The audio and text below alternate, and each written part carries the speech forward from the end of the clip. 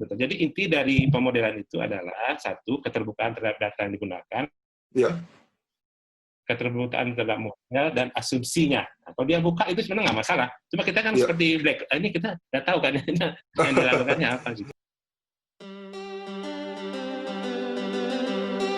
Selamat datang di podcast Outbreak. Saya Ucing. Hari ini kita masuk ke episode kedua, part kedua dengan tema Berdamai dengan COVID, Tanda Akhir Pandemi, dengan bintang tamu Bapak Iqbal Eliazar dari Lembaga Penelitian Eijkman. Oke, selamat datang teman-teman sekalian di podcast Outbreak LP2PK. Topik kali ini masih sama dengan topik di episode sebelumnya tentang berdamai dengan COVID. Tapi kali ini coba kita gali dari sudut pandang pakar, terutama dari pakar epidemiologis, mengenai tanda akhir dari pandemi itu sebenarnya seperti apa. Bersama kita sudah ada Pak Iqbal Eliazar.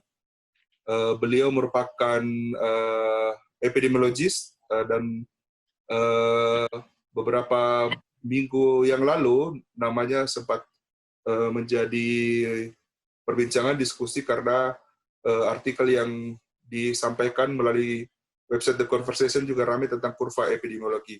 Nah, hari ini kita mau mencoba menggali dari sudut pandang epidemiologi itu seperti apa sebenarnya tentang pandemi COVID ini dan sebenarnya apa yang menjadi indikator tanda akhir dari pandemi itu sendiri. Ya, selamat datang Pak Iqbal. Terima kasih atas kesempatannya. Terima kasih Mas Yusri sudah diundang ke forum luar biasa ini. Iya, ya terima kasih atas kesempatannya. Kita sangat senang bisa berdiskusi dan mungkin sekalian belajar barangkali lagi ya. Ya, sebenarnya kita kan waktu merecord ini sekitar tanggal 21 Mei 2020. Menurut Pak Iqbal sendiri, sebenarnya situasi pandemi COVID-19 ini per hari ini di Indonesia dan di global ini situasinya sudah seperti apa, Pak Iqbal? Baik, terima kasih Pak Yusri. Jadi izin perkenalkan nama dulu. Nama saya Iqbal Eliazar. Saya bekerja bertugas sehari-hari di Eijkman Oxford Clinical Research Unit di Jakarta. Kemudian background pendidikan saya dari S1-nya dulu statistik. Kemudian S2-nya dari Fakultas Kesehatan Masyarakat, bidang informatika kesehatan, dan S3-nya dari epidemiologi di Inggris, di Oxford. Oh, informatika kesehatan, Pak ya? Iya, betul. Iya, saya S2-nya juga Infokes. Oh iya, berarti sesama saudara kita berarti ya? Baik. Nah, kemudian di S3-nya itu lebih banyak di epidemiologi, terutama untuk penyakit menular dan malaria fokusnya, berkaitan dengan teknik-teknik yang geospasial epidemiologi, jadi aplikasi epidemiologi untuk visualisasi pemetaan dan pemodelan. Nah, jadi itu background dari saya. Ya. Kemudian lanjut ke pertanyaan Pak Yusri tadi tentang situasi COVID ya. Kita mulai dulu secara global ini. Jadi kalau kita lihat dari informasi yang ada di Johns Hopkins yang menampilkan secara real time situasi dari masing-masing negara secara global, jadi sudah melewati 5 juta orang terinfeksi. Dan ya 5 juta. 5 juta. Dan Anda bisa ingat mungkin dari awal Maret ketika pertama kali Indonesia melaporkan kasus secara global itu masih kurang dari 500.000. Jadi bisa percepatan itu 10 kali lipat dalam waktu 3 bulan ini. Ini luar biasa penyakit. Ya. Jadi kalau kita melihat pandemi itu yang pertama kita lihat adalah pertama besarannya, ya ini kan 5 juta besar gitu. Kemudian kecepatannya. Dan ketiga itu keparahannya. Nah, keparahan itu bisa dilihat dari kematiannya kan. Sekarang kematiannya sudah lebih dari 320.000 orang meninggal karena COVID ini. Nah, itu yang baru terlaporkan. Kalau yang tidak terlaporkan itu seperti situasi di kita mungkin 5-6 kali lipat lebih tinggi. Contohnya di kita kan punya tuh ODP yang meninggal yang tanpa hasil tes juga punya meninggal tanpa hasil tes ya. Itu kalau dari WHO sendiri, WHO Indonesia sudah mengumpulkan datanya ngelihat per provinsi di Jawa Bali itu yaitu ada sekitar 5 sampai 6 kali. Nah, teman-teman juga di di inisiatif seperti lapor COVID juga sudah berupaya juga mengumpulkan data dari provinsi-provinsi, itu angkanya relatif sama. Jadi situasi pandemi di Indonesia sekarang ini seperti ini, Pak. Iya. Jadi data yang ada itu data yang dilaporkan tidak mencerminkan situasi yang di lapangan. Nah, ini masalah. Jadi kan data kasus itu tidak menggambarkan situasi karena terpengaruh oleh testing rate kita. Data kematian tidak menggambarkan situasi karena hanya melaporkan dari kasus yang positif secara nasional. Iya, berarti memang situasinya under report ya, jauh dari yang semestinya. 5 sampai 6 kali, dan ini sama di beberapa institusi, baik WHO maupun dari lapor COVID tadi yang Pak Iqbal sebutkan. Betul. Ya, kalau dari global sendiri seperti apa Pak? Kan sepertinya Indonesia ini latah ingin kita bilangnya reopen atau buru-buru masuk ke normal, karena beberapa negara juga seperti Spanyol misalnya sudah menutup rumah sakit daruratnya. Kemudian kalau yang terdekat misalnya Vietnam sudah mulai sudah reopen malah ya, sudah mulai masuk ke kehidupan yang mulai normal lagi. Itu sebenarnya seperti apa Pak Iqbal? Ya, jadi kalau kita lihat mereka itu kan negara-negara yang sudah terdampak sejak dari Januari ya. Jadi mereka itu reopening itu ketika kurva kasusnya itu sudah menurun. Kita ingin hal yang sama pada waktu yang sama, membuka pada saat itu masih menuju puncak. Nah, itu saya khawatirkan. Mereka reopening ketika turun kita lagi menuju puncak. Kita buka. Nah, ini yang kita khawatirkan. Nah, sebenarnya begini Mas, mungkin kenapa buru-buru ya? Jadi kalau saya lihat Pak Presiden kan mengatakan bahwa silakan beraktivitas secara terbatas tetapi ikuti protokol kesehatan. Nah, ini kan ada syaratnya. Terus butuh kedisiplinan baik warga atau aparat. Nah, kalau saya lihatnya seperti ini Mas, kita tuh kehilangan golden time period. Kalau di penyakit jantung ada tuh golden time periodnya, mungkin 8 jam pertama. Ya 8 jam itu benar-benar lolos itu kita udah sulit. Kalau COVID ini itu golden periodnya itu satu bulan Mas. 1 bulan pertama ya, betul. 1 bulan pertama itu yang harus betul-betul di containment itu. 2 bulan saja. Jadi istilahnya gini, kalau kita mau parah-parahan, mau tutup-tutupan itu 1 bulan pertama itu kita benar-benar ada restrict gitu kan, kayak Cina. Awal Januari, pertengahan Januari dia langsung tutup Wuhan, 1 minggu, 2 minggu berikutnya tutup langsung 30-40 kota. Oke. Ya berarti memang kita sudah lewat malah si golden time-nya ini ya. Iya, saya boleh bilang sih begitu ya. Makanya kita sekarang berapa? 20.000 yang dilaporkan, ya kan? 20.000, ya 12.000 hari. Sudah sampai, sudah lebih dari 20.000 hari ini kayaknya. 20.000 ya? 20.000. Per harinya sudah 900 malah saya baca tadi barusan. Harinya, luar biasa. Ya, jadi kan terus naik. Kalau 2 hari lalu dibilang, tertinggi per hari, tingkat tertinggi selama ini. Malah hari ini sudah 900. Baru naik malah kita. Betul kata Pak Iqbal ya, yang lain sudah turun, kita baru menuju puncak. Iya, kalau tentang kurva epidemiologi yang Pak Iqbal sebutkan, sebenarnya apa kriteria kurva epidemiologi itu disebutkan sesuai dengan standar? Apakah tes massal, apakah termasuk di dalamnya atau seperti apa, Pak Iqbal? Ya, baik, Pak Yusri. Jadi tentang kurva epidemiologis itu sudah pelajaran lama ya. Kalau teman-teman di kesehatan masyarakat, di epidemiologi, masuk S1 semester pertama pasti menyinggung tentang kurva. Sudah basicnya, semua orang sudah tahu lah kalau teman-teman Kesmas ini ya.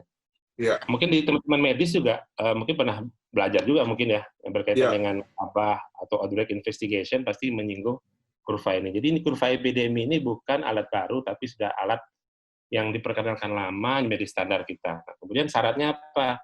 Nah, secara visualisasi kan cuma 2. 1, sumbu Y, yang jumlah kasus baru, yang X itu patokan waktunya. Itu jelas. Kasus dan waktu ya. Iya, waktu. Nah, yang sekarang jadi masalah buat kita itu adalah kita itu disuguhi oleh kurva harian, di mana patokan waktu analisisnya itu adalah tanggal pelaporan. Nah, kita paham kan, tanggal Iya, pelaporan betul. itu sudah dipengaruhi oleh tanggal onset, ya kan? Nah, sudah dipengaruhi oleh inkubasi, masa apa namanya, pengambilan sampel, Sampel ya, pemeriksaan sampel, gitu pemeriksaan. ya. Betul kan? Jadi delay-nya ada lama ya, ada beberapa. Oh, lama. Jadi di beberapa daerah ada yang delay-nya sampai 2 minggu, ya kan? Nah, Wah, sehingga iya betul. kalau kita menggambarkan situasi turun naiknya dengan kurva harian itu kan tidak mencerminkan situasi kan. Betul. Yang saya khawatirkan adalah ketika otoritas atau istilahnya ya high level pemerintahan kita menggunakan kurva itu untuk menyatakan bahwa sesuatu sudah turun. Nah, itu yang jadi masalah. Iya, Jadi, betul. kalau nggak ngomong sih sebenarnya sih saya diam-diam aja mungkin ya. Tapi Iya, karena betul. provokasi, ketika mereka menyatakan bahwa kurva sudah turun, kemudian sudah ada strategi untuk bagaimana relaksasi di awal Juni, nah itu yang membuat kita sebagai orang kesehatan berpikir, waduh, berarti beliau ini baca data yang salah mungkin, dan kedua membaca dengan cara yang salah, interpretasinya juga salah. Jadi begitu, Mas. Iya, berarti seperti yang disebutkan Pak Iqbal tadi, kurva harian yang coba ditampilkan berupa kasus baru itu sebenarnya tidak relevan ya, biasnya banyak Pak Iqbal ya. Betul. Karena dia tidak menggambarkan kasus baru, tapi penambahan kasus yang terkonfirmasi kan. Terkonfirmasi, betul. Bukanlah kasus baru. Sehingga saya mengusulkan analisisnya, kurvanya jangan pakai kurva harian untuk diinterpretasikan, tapi gunakan kurva yang standar kita.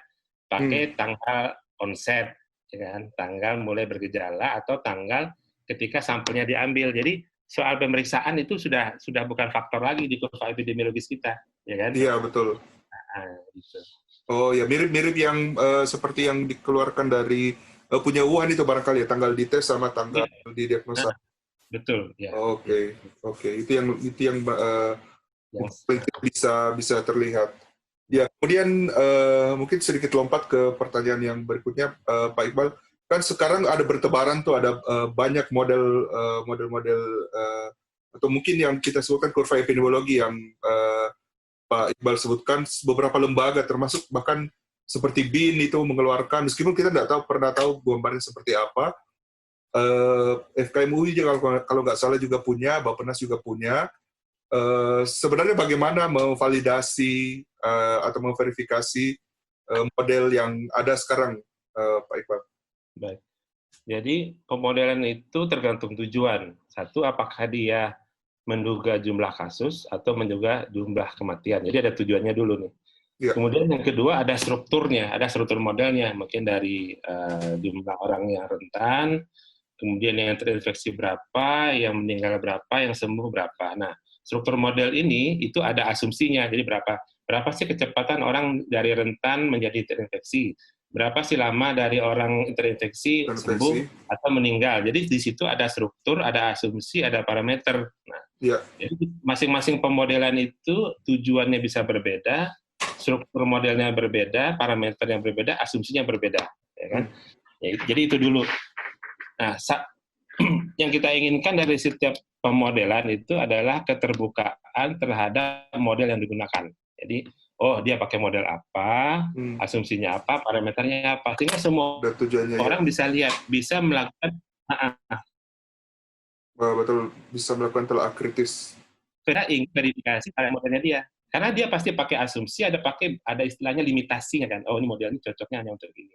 Kemudian yang paling penting juga adalah frame waktunya. Jadi kalau dia menggunakan hanya data mungkin data 2 minggu dari tanggal 2 Maret sampai mungkin akhir pertengahan Maret atau sampai akhir bulan, itu kan berbeda ya. Kalau dia pakai data yang lebih panjang, ya kan. Terus ada lagi mungkin asumsi jumlah orang yang terinfeksi, tapi bukan jumlah orang terlaporkan, karena jumlah orang terinfeksi tidak sama dengan jumlah yang terlaporkan. Jadi, betul. Jadi inti dari pemodelan itu adalah satu, keterbukaan terhadap data yang digunakan. Ya.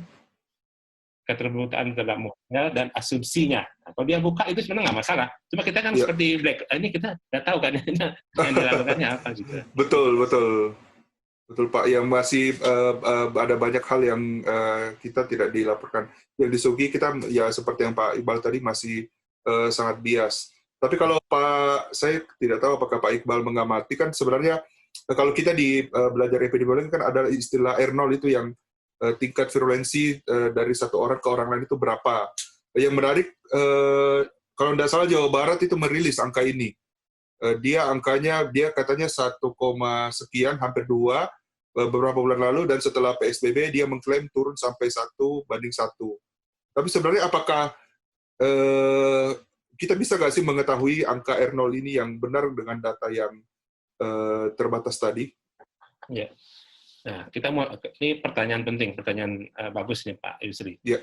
Karena situasi angka reproduksi ini itu sangat terpengaruh oleh satu, berapa lama kita mengamati waktu analisisnya. Ya. Contohnya begini.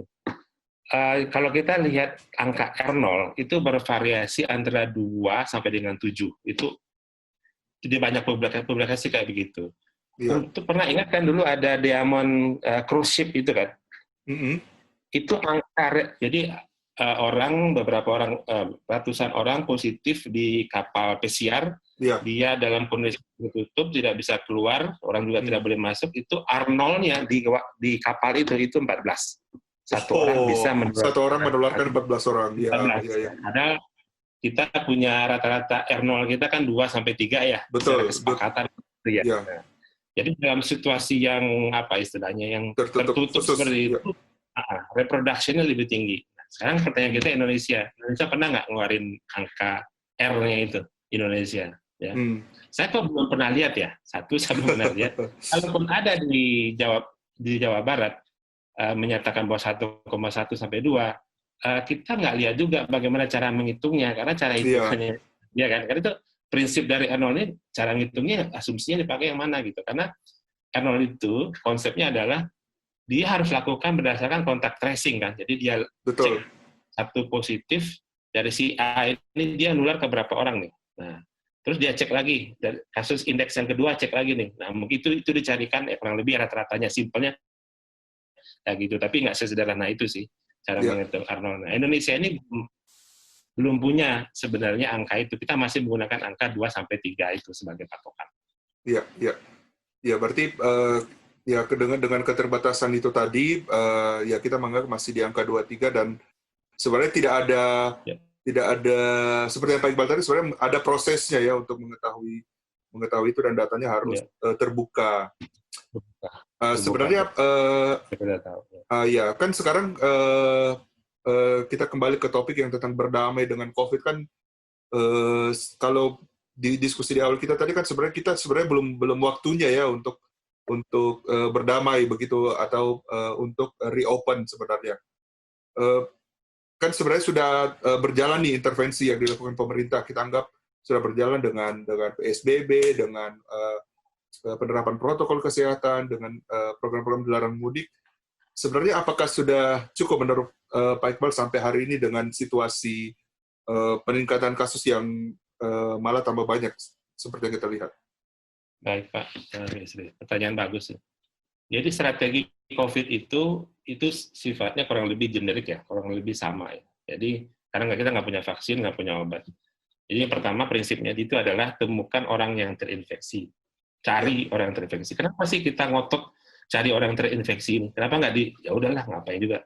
Karena kita perlu untuk mengisolasi orang ini supaya isolasi di rumah supaya orang ini nggak kemana-mana.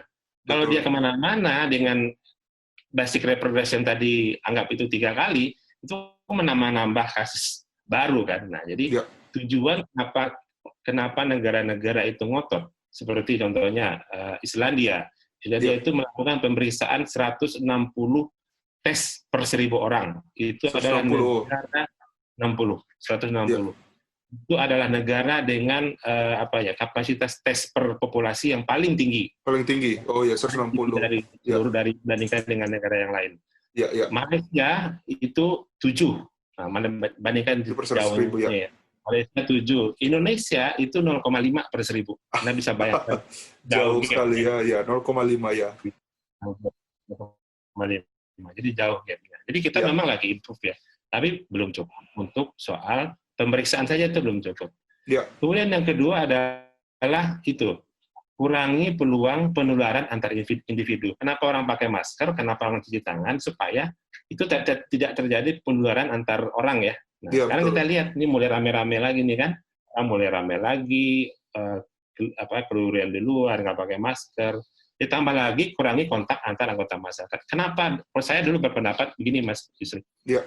Kalau Indonesia lockdown kayak Cina nggak sanggup kita runtuh di negara. Kalau kita pakai lockdown kayak Cina, yang mungkin itu waktu itu saya setuju dengan konsepnya PSBB ini, pembatasan sosial berskala besar. Tapi masalahnya adalah pembatasan kita itu seperti pembatasan setengah hati, bukan skala besar lagi. Ya, jadi nggak benar-benar. Jadi ketika kita orang mulai percaya untuk membatasi gerakannya, mobilitasnya, sampai 50-60%, itu nggak diteruskan lagi.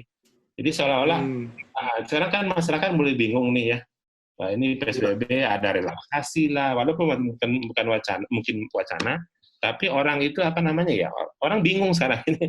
Anda lihat juga kerumunan orang kan di Bogor, Jakarta, segala macam.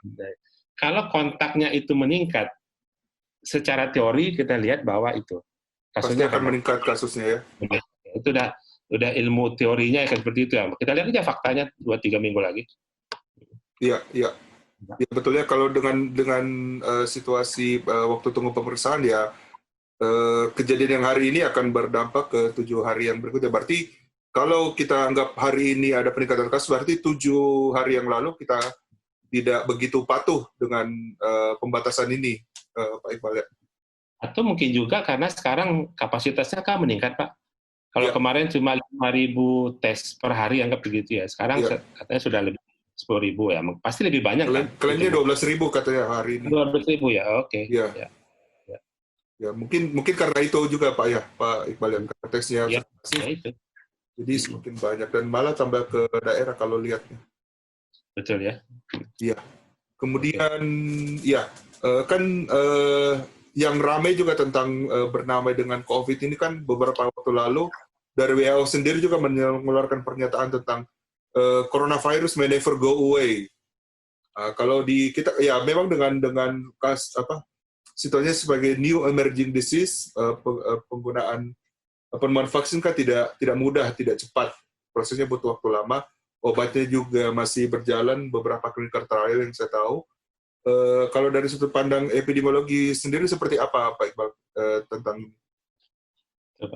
Jadi sekarang ini adalah masa kritis ya. Kita nggak pernah tahu kapan pandemi ini berakhir, sama vaksinnya belum ada. Walaupun ada, pasti ada waktu produksi. Ya.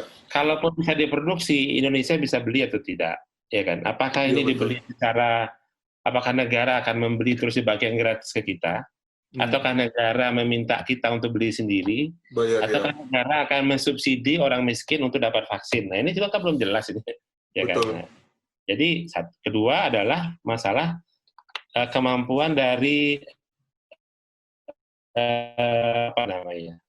yang mudah menular ya. Jadi dalam minggu lalu itu ada publikasi yang menyatakan bahwa virus SARS-CoV-2 ini 20 kali lebih menular dibandingkan dengan saudaranya yang SARS. Ya.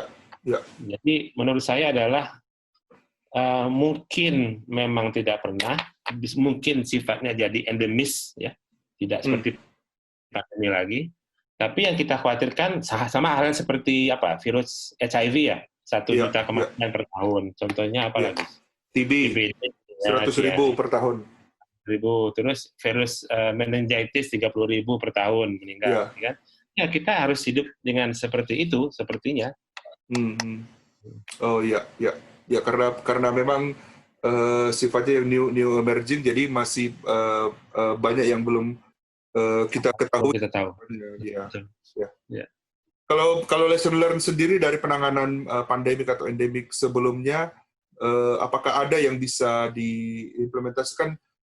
Kalau nggak salah berita di Bloomberg, di mana dibilang bahwa pelajaran dari Spanish flu di tahun 1818 itu katanya buru-buru reopen, tapi ternyata malah ada gelombang baru. Nah, kalau di kita seperti COVID ini seperti apa, Pak Iqbal? Ya. Jadi kalau umat manusia menghadapi pandemi ini kan bukan hanya sekali ini saja ya, mungkin sudah. Tapi di generasi kita ini berarti kan ada ada MERS, ada SARS gitu. Yang paling dekat itu yang SARS lah ya. Iya. Kalau saya lihat ternyata kalau saya sederhana saja, ada negara yang belajar dari pandemi sebelumnya, ada yang tidak belajar. Kalau yang belajar itu contohnya Taiwan. Iya. Kenapa saya bilang Taiwan? Di minggu pertama, kedua Januari dia menutup perbatasan ke Cina daratan. Tuh, karena dia tahu nih, kalau sampai masuk ke Taiwan jebol dia. Kemudian yang kedua adalah dia lakukan gerak cepat mobilisasi sumber daya. Contohnya adalah untuk pembuatan masker, APD, dan lain-lain yang dibutuhkan darurat diambil alih oleh negara. Iya, betul. Tidak belajar. Kemudian Korea Selatan, coba kita lihat Korea Selatan. Korea Selatan adalah yang testing rate-nya paling tinggi. Itu kan jadi patokan Indonesia waktu itu, karena kita nggak sanggup lockdown, kita ingin mimpi punya kayak Korea Selatan. Dia sudah bangun teknologi diagnosis itu bukan dari tahun kemarin, dia sudah bangun itu dari 15 tahun yang lalu. Karena dia sudah mendukung. Karena coronavirus ini, Mas, ini sekarang ini keluarga ke-7. Jadi coronavirus itu dia punya keluarga 20-an ya. Jadi sudah ke-7. Jadi MERS, SARS itu anggota keluarga coronavirus. Iya. Apakah mungkin ada keluarga ke-8 dia, keluarga ke-9, ke-10 yang transmisi ke manusia dan human to human transmission? Bisa jadi kan? Betul. Kita mempertimbangkan itu, dia memperkuat teknologinya dia. Kita lihat Jepang. Jepang negara bencana. Orang tuh nggak panik lagi, orang tuh nggak reseh gitu. Sudah tahu ya. Sudah tahu. Iya. Sekarang kita lihat negara yang nggak belajar nih, Mas. Nah, negara nggak belajar. Ya. Kalau saya menganggap bahwa Cina itu termasuk negara yang nggak belajar dalam satu hal ya. Kenapa? Ya. Karena dia membiarkan perdagangan hewan liar untuk konsumsi, ya kan? Nah, kayak sekarang ini kan padahal tahu ini bersumber dari binatang ya. Iya. Udah kan, SARS dulu kan mulanya nggak begini, sebelumnya juga terjadi begitu, ya kan? Ini bukan hanya kejadian yang baru-baru saja, dan sudah ada gerakan internasional, mungkin dari aktivis meminta Cina untuk membatasi atau melarang perdagangan hewan liar untuk konsumsi, ya kan? Indonesia belajar nggak dari SARS? Indonesia itu kalau boleh saya katakan, dia tidak belajar. Kenapa? Karena ketika terjadi SARS, mereka sudah siap-siap, sudah siapkan banyak, ternyata SARS-nya nggak meledak kan. Nggak seperti dibayangkan kan, nggak seperti ribuan, puluhan ribu orang terinfeksi dan meninggal, begitu ya. Di awal Januari, pemerintah begitu yakin bahwa Indonesia sudah siap, rumah sakit siap, lab siap, ya kan? Pernah kan dengar pernyataan begitu ya, dari otoritasnya, 100 rumah sakit siap. Terus ketika orang ngomong soal pembatasan perjalanan, pemerintah bilang apa? Salah satu otoritas, salah satu dirjen di Kementerian Kesehatan bilang bahwa silakan pendatang dari luar masuk Indonesia, kita siap periksa. Coba itu di minggu ke-3 Januari, minggu ke-4. Jadi kita nggak, satu rumah sakit kita nggak siap, ketahuan kan akhirnya nggak siap. Betul. COVID kita nggak siap, ya kan? Akhirnya ketahuan ternyata yang bisa itu ada Litbang, Ekman, dan beberapa yang lain, ya kan? Sempat tersentralisasi di awal-awal. Nah, begitu kan, dengar ceritanya kan. Nah, jadi gitu. Nah, kemudian kita juga payah nih soal data, soal big data management, ya kan? Ya, betul. Boleh kan, ternyata sistem integrasi puskesmas, lab COVID, dinas nggak jalan, belum kebangun kan di awal-awal. Betul. Nah, padahal kita punya pusat data dan informasi kesehatannya, Pusdatinnya Kemenkes, ya kan? Kita punya badan pusat statistik menghubungkan 514 kabupaten kota. Terus kemana semua teknologi itu kan? Iya, betul. Jadi lesson learn dari kita memang tidak begitu berjalan dengan baik Balya. Intinya kita tidak begitu siap waktu di awal-awal. Kemudian kan yang juga diulang-ulang kalau tentang reopen ini mengenai terjadinya second wave. Seperti apa sebenarnya second wave ini, Pak Iqbal? Ada juga yang kemarin kalau nggak salah ada berita orang Kemenkes tapi nggak tahu dari mana, malah bilangnya second wave ini belum tentu ada di COVID. Kan memang di Cina, di Wuhan katanya itu sifatnya ada beberapa kasus, itu betul-betul kasus baru atau dibilangnya pasien lama, tapi virusnya masih ada di dalam, dibilangnya temuannya artefak virusnya. malah bukan second wave. Jadi mereka malah bilang second wave ini belum tentu ada. Nah, kalau dari sudut pandang Pak Iqbal sendiri seperti apa? Baik. Jadi Indonesia ini kan negara kepulauan. Kita punya 7 pulau, ada Jawa, Sumatera, Kalimantan, Sulawesi, Kepulauan Maluku, Nusa Tenggara, sama Papua. Ya. Ini waktu mulainya terjadi pandemi ini kan beda-beda ya. Jawa Bali lebih dulu, yang lain belakangan. Sekarang itu Jawa Bali ini pertanyaannya dia sudah lewat belum puncaknya? Ya, satu. Jadi kalau kita lihat dari second wave itu kan puncak pertama, puncak kedua. Ya. Dan pertanyaannya kita, apa sih syarat-syarat terjadinya puncak kedua kan gitu ya? Ya. Puncak kedua itu terjadi ketika kontak rate ya, kontak antara antar orang menjadi longgar, kemudian kemudian peluang orang menularkan tinggi, ya. Dan yang ketiga mobilitas tidak dibatasi atau dilonggarkan. Ini syarat-syarat terjadinya second wave. Kira-kira gimana kalau kita lihat di kondisi kita gimana? Itu syaratnya terpenuhi gitu kan? Betul. Ya kan? Ditambah lagi dengan sistem kesehatan yang mungkin tidak sama rata di setiap daerah. Betul Mas, betul sekali. Jadi tidak bisa, bisa jadi ya oke lah yang jadi ada gelombang, mungkin kalau saya percaya bahwa ada gelombang kedua, walaupun saya di dalam pikiran saya juga sebenarnya jangan-jangan kita ini masih di gelombang pertama sih, cuma belum aja nih karena kita nggak nyari gitu, karena kita tidak mencari, kita seolah memberikan kesan bahwa kurvanya sudah turun, kita siap-siap gelombang kedua, padahal sebenarnya ini masih di gelombang pertamanya gitu. Menurut saya sih gitu. Nah, kemudian itu juga dilihat ke pulau-pulau yang lain nih, sekarang Sumatera, Sulawesi, Kalimantan ini sudah merah. Tadinya Jawa Bali itu konsentrasinya, Pulau Jawa itu konsentrasinya sekitar 80% kasus. Sekarang sudah mulai turun karena konsentrasi ke 3 pulau lagi. Nah, Papua juga begitu kan. Jadi, betul. Iya. Malah yang terakhir kalau data hari ini terbanyak di Jawa Timur. Jawa Timur ya, yang kedua ya. Di sekitar 500-an kasus malah per hari ini, satu hari ini. Jadi malah lebih dari setengahnya di Jawa Timur hari ini. Ya, Jakarta kan kalau kita lihat sudah 2 minggu, 3 minggu ini di bawah 100 atau 100-an. Sudah mulai menurun sebenarnya. Kemudian ya ini pertanyaan titipan dari teman-teman sebenarnya. Apakah dari kita bisa survive dari situasi pandemi ini, Pak Iqbal, dengan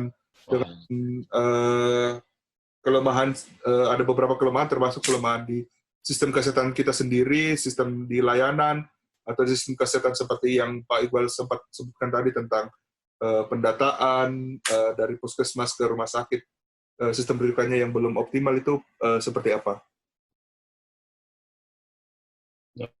Ini pertanyaan harganya mahal ini. Jadi begini, Mas, luar biasa pertanyaannya, survive. Jadi kan survive dalam hal apa dulu gitu kan banyak ya. Survive kesehatan, survive ekonomi.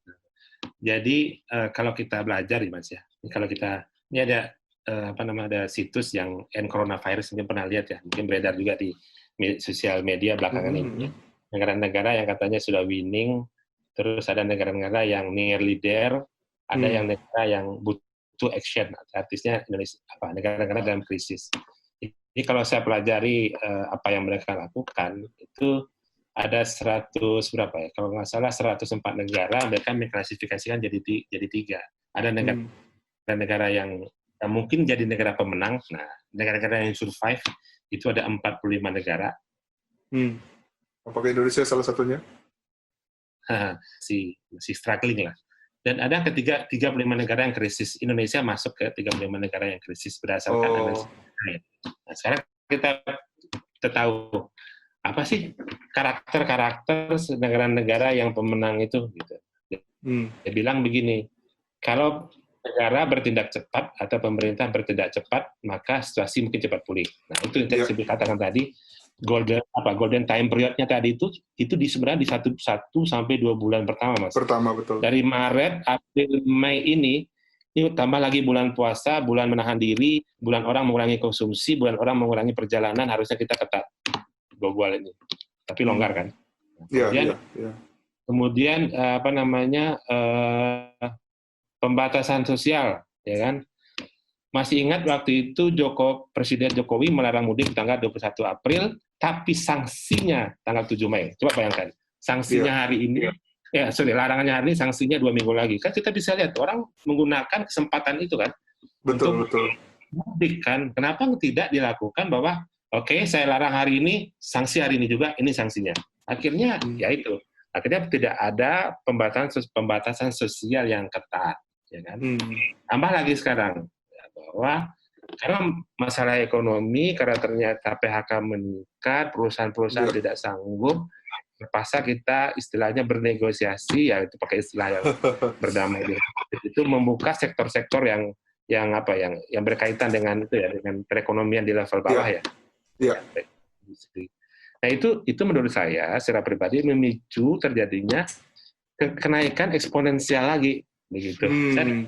Dan itu mengkhawatirkan, Mas, kalau kasusnya meningkat lagi secara eksponensial, yang terjadi 5% orang yang berisiko untuk menjadi berat, itu akan memberatkan rumah sakit, memberatkan tenaga kesehatan kita. Saya nggak tahu apa tenaga kesehatan kita masih kuat apa tidak, masih betah apa tidak. Kan? Terus sistem kesehatan, pembiayaan juga akan makin berat. Begitu. Jadi, soal survive nggak survive, mungkin hanya Tuhan yang tahu ya. Iya, betul. Tapi pasti ada konsekuensi serius untuk hal ini. Ya, dengan penanganan kita yang kalau boleh dibilang setengah hati ini ya, dari awal golden period sudah lewat dan pendataan yang tidak begitu terbuka, makanya kita dari sudut pandang praktisi barangkali agak sulit menilai tentang survive ini. Dan kita tahu juga keterbatasan kita sendiri kan dari sistem kesehatan, ya tentu tidak bisa optimal untuk menangani sampai kapan, kan pasti ada waktunya, ada batasannya. Kemudian mungkin itu yang bisa kita lakukan, kita diskusikan hari ini, Pak Iqbal. Barangkali dari Pak Iqbal ada closing statement terkait topik kita hari ini tentang berdamai dengan COVID dan tanda akhir dari pandemi. Ya, baik. Jadi pada hari ini tanggal 21 Mei 2020 kita sudah melewatkan golden time period untuk pandemi COVID ini. Kita sudah kehilangan 2 bulan di mana kita sudah diminta untuk tidak melakukan mobilitas, kita bekerja dari rumah, belajar dari rumah, dan beribadah dari rumah. Kita sudah melewatkan golden time period itu. Kemudian pembatasan sosial yang setengah hati, tidak mampu menahan kasus baru. Bukannya pembatasan sosial itu diperketat, alih-alih harus diangkat. Sehingga saya katakan, closing statement saya adalah pembatasan setengah hati tidak akan membawa kita kemana-mana. Jadi gitu, Pak. Oke. Baik, terima kasih Pak Iqbal atas diskusi dan pencerahannya hari ini. Kita sama-sama banyak belajar kembali, terutama tentang epidemiologi, termasuk tentang bagaimana penanganan pandemi, dan tentang kesehatan masyarakat secara keseluruhan. Semoga diskusi kita hari ini bisa membawa pencerahan kepada teman-teman dan membawa manfaat di kemudian hari.